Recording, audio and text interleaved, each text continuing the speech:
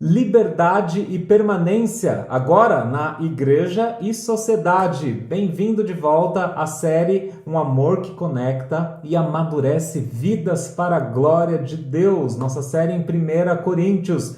Voltamos com a série e aqui já é o segundo episódio que trata desse assunto que eu te falei aqui. Liberdade e permanência. Já falamos sobre a tensão dessas duas coisas entre a liberdade e o permanecer na vida de solteiro e casados, certo? No último episódio. E aqui a gente continua nesse tema, liberdade e permanência na vida da igreja e da sociedade. De onde paramos, a gente continua aqui. O mesmo verso, inclusive, funcionando aí como uma dobradiça para os dois pontos, vai ser usado hoje. 1 Coríntios capítulo 7, verso 17 ao 24 hoje, tá? A gente leu o verso 17 na última vez e vai começar, terminou no 17 da última e começa no 17 aqui, certo? 1 Coríntios capítulo 7, do 17 ao 24.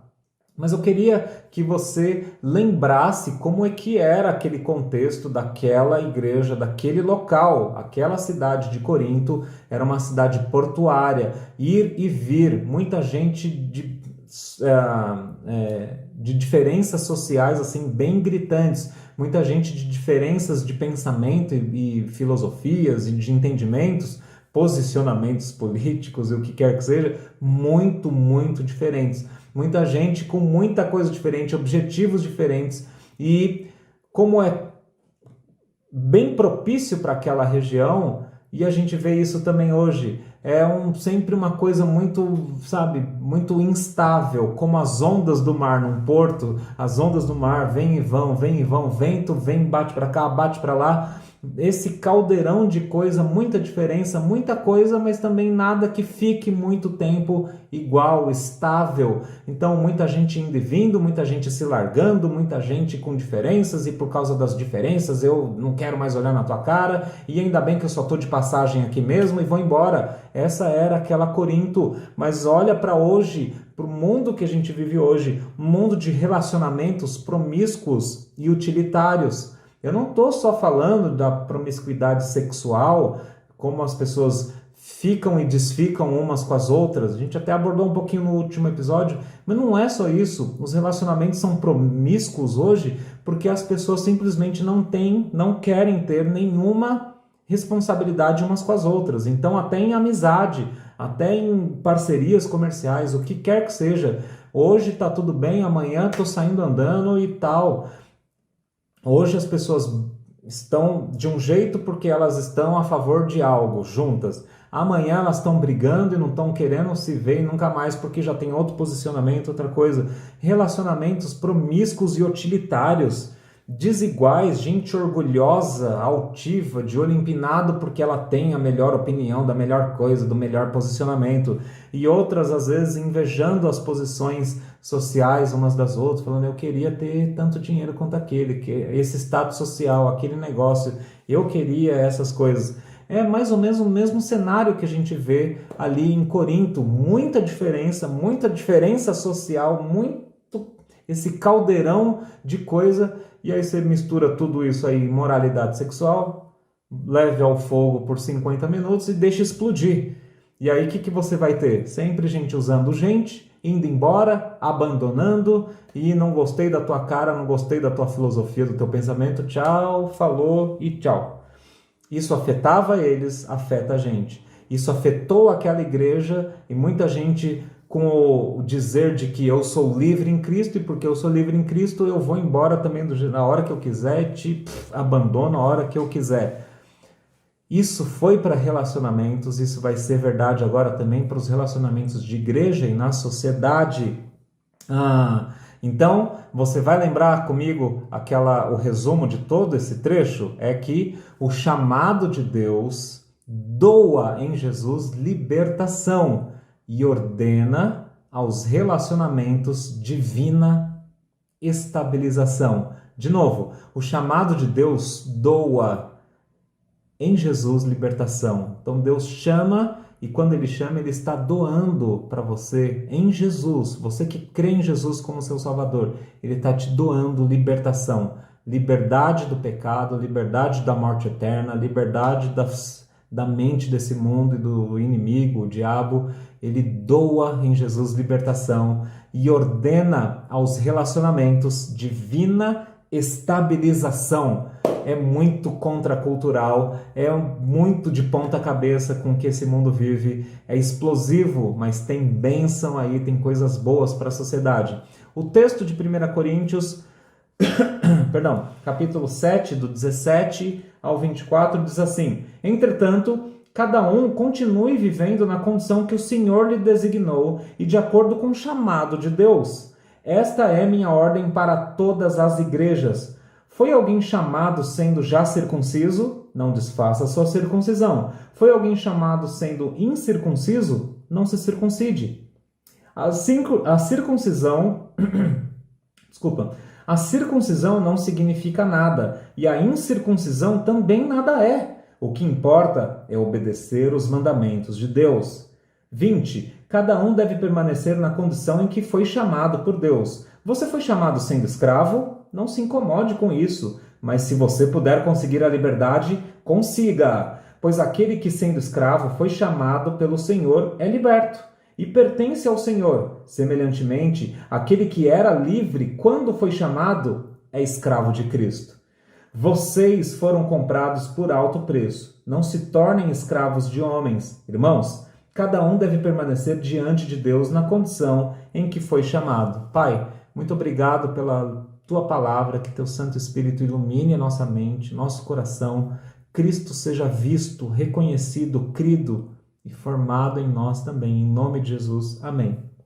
Ok? Vamos falar sobre liberdade e permanência na igreja e na sociedade. Já falamos nos relacionamentos assim dentro do casamento ou na vida de solteiro. Mas em todos os casos, mesmo para o solteiro, Deus não quer que essas pessoas vivam solitariamente, longe de um corpo e da sociedade também.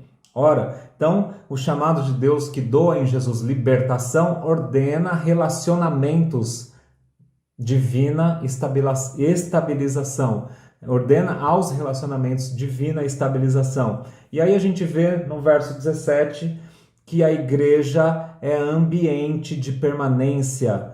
Nós já vimos isso no episódio passado, vemos de novo aqui. Cada um continue vivendo na condição que o Senhor lhe designou, de acordo com o chamado de Deus. Essa é a minha ordem a todas as igrejas. A igreja tem sido assolada pela mente do mundo, pela mente carnal, pelo nosso jeito pecaminoso que a gente está deixando não ser transformado por Deus. A gente não está deixando Deus transformar a gente e a gente está deixando a igreja virar um ambiente em que as pessoas estão usando como fast food. Vai, usa e vai embora. Namora a igreja, fica com a igreja, ficadas com a igreja. Como a gente falava lá nos relacionamentos, parece que está sendo com a igreja também. As igrejas devem ser ambiente de permanência. Para de namorar, de ficar. Case com a igreja. A própria membresia da igreja devia refletir isso, um compromisso, que é compromisso com Cristo primeiro, certo? Acima de tudo é um compromisso entre Deus e a pessoa, o indivíduo, mas com o corpo. Ninguém é colocado, ninguém é salvo para viver voando isolado no vácuo lá no universo. A gente é salvo, feito filho, para entrar numa família. A gente é povo de Deus e a igreja deve ser um ambiente de permanência, ok? Ambiente de permanência. Então pare de encarar a igreja como um lugar de que, deixa eu ver como é que é. Vamos ver se tem as coisas para você usar.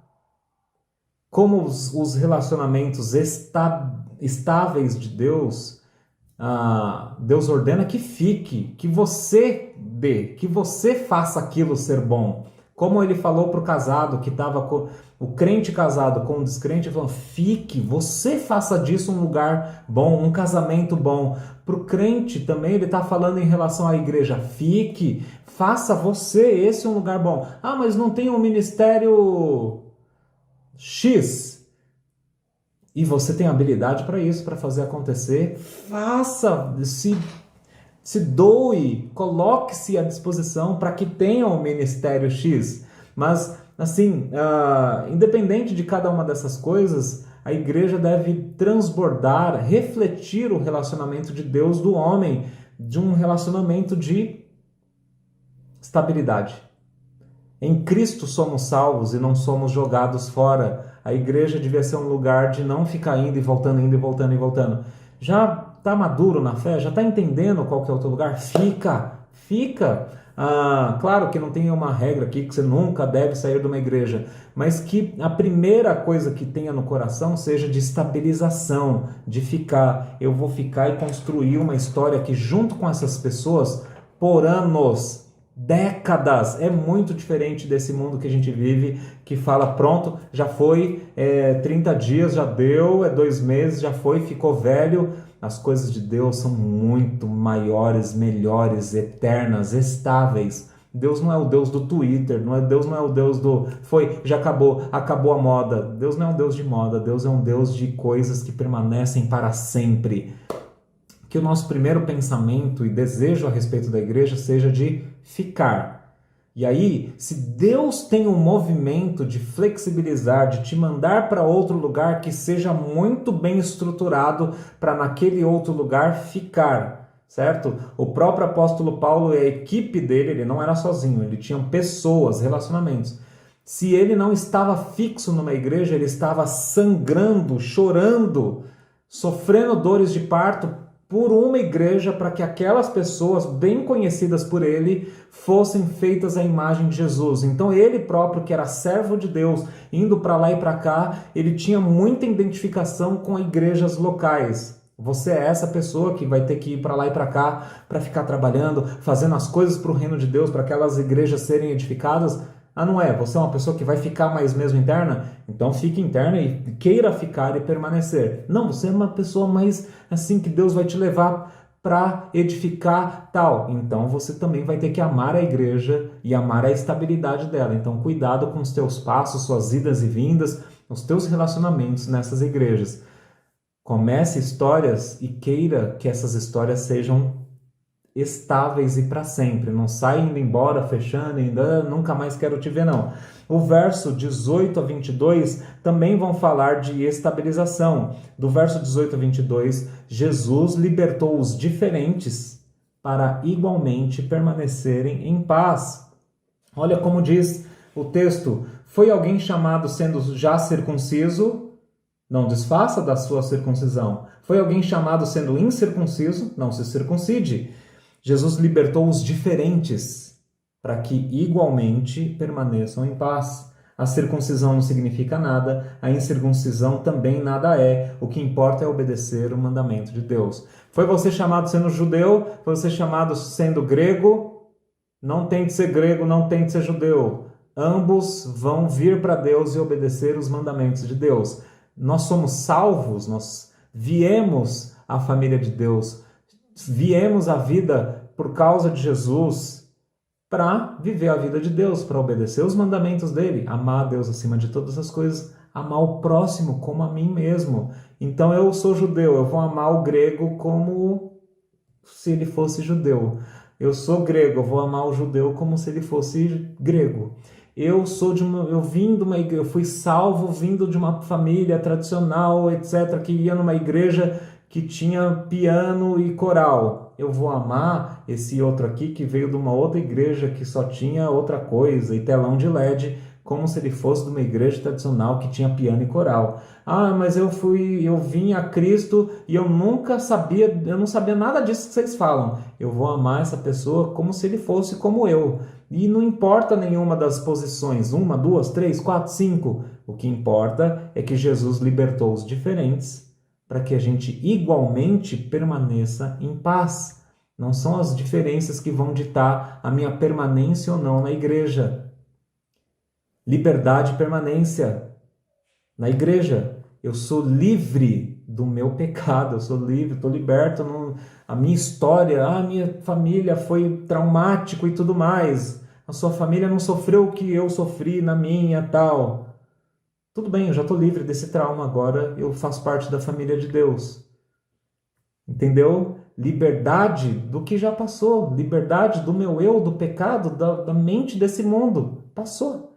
E agora permaneço com esse corpo, com essa igreja, com essa família. Jesus libertou pessoas diferentes para igualmente permanecerem em paz, ok?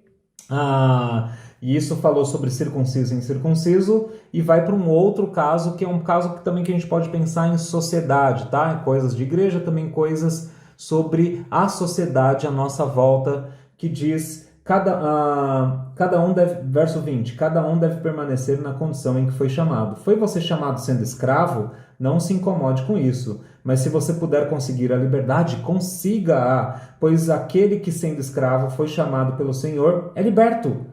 E aquele que era livre quando foi chamado é escravo de Cristo. Ou seja, eu sei que pode parecer estranho aqui falar sobre Deus falando para essas pessoas, fica como você foi chamado. Deus estava tentando estabilizar um lugar que estava explodindo. Pensa nas loucuras que essas pessoas estavam fazendo ou iriam fazer por causa de uma fé que elas conheceram. Não, eu sou de Jesus, então eu vou te matar se você quiser ser meu dono, ser meu patrão. Não, Deus não queria que a verdade, a liberdade que ele trouxe causasse um outro mal. Deus não quis que pessoas fizessem mal umas às outras. Então, primeiro tem uma estabilidade, mas isso vem com algo muito maior. É que aquele que era escravo, aquele que era servo, ele tinha em Cristo uma liberdade muito maior. Ao mesmo tempo, como você viu no texto, ele era dito escravo de Jesus. E aquele que era o dono, aquele que tinha servos, que tinha pessoas trabalhando na sua casa, ele também deveria reconhecer que em Jesus ele era escravo de Jesus. Então, Jesus libertou pessoas de contextos sociais diferentes para igualmente permanecerem em paz. Tanto você percebe que não é Deus não está falando, não, fique escravo, que o conselho de Paulo para esse momento da história é, olha, você tem algo muito maior, se você é escravo, você conheceu Jesus, você tem algo muito maior do que essa situação que você está vivendo terrena. Mas se você conseguir a liberdade, vai fundo. Eu sei que a estrutura da tua sociedade não está permitindo, mas se você conseguir, vai nessa. Porque naquela sociedade era possível, talvez, aquele cara ganhar um dinheirinho sendo pago por aquele patrão, em algum momento ele comprar a liberdade dele. São momentos da história diferente. E eu preciso dizer aqui que o povo de Deus lutou para que essas coisas fossem diferentes, mas de uma forma pacífica. Por isso, Jesus chama a gente, liberta a gente e ordena relacionamentos de estabilização. Muitos homens e mulheres pagaram o preço, não causaram mal para os outros. Eles, como Jesus, pagaram o preço para proteger o oprimido, aquele que não tinha como se cuidar. Em alguns momentos da história, o avanço dado dessas desigualdades o avanço foi dado por gente que era de Deus e entendia que todo mundo era igual perante Deus. Então, William Wilberforce, lá no século 17, que lutou a vida toda contra o tráfico